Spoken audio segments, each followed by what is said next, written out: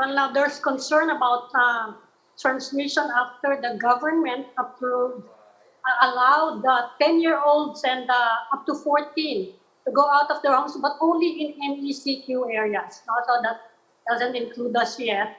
But as you're saying, meron nang surge in provinces, in certain areas outside Metro Manila. And what are your thoughts on this, Father?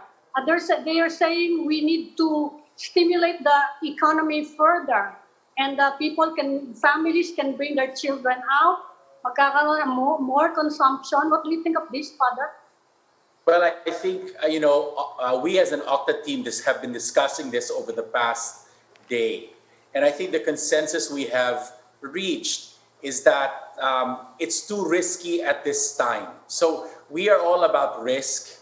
And as Professor Guido pointed out, the pandemic is stable at 1. It's not increasing, it's not decreasing here in the NCR, though elsewhere in the country we're seeing spikes. The concern is that we can appreciate the government's urgency to try to stimulate the economy, but doing this by increasing mobility also endangers the stability of the pandemic. There is a D117 variant potential out there, and we're still waiting to see if it's going to impact our pandemic. If you look at Ireland, the pandemic in Ireland exploded in a 2-week period because of the 117 variant. So on Christmas Day, they had about 800 to 1,000 cases per day.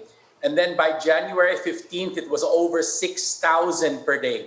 And so you have this rapid explosion. Something similar has been seen in Israel.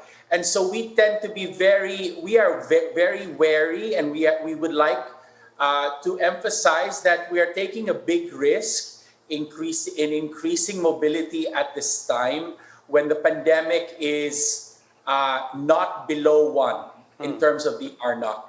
Father, the explanation of the IATF is that 10-year-olds to 14 are discerning enough to observe the minimum health protocols. What do you think about this? Well, I mean, I have never had children, but I have been a professor and a priest, and I've had to deal with children. And the question is whether or not their parents are going to be there all the time in order to monitor them.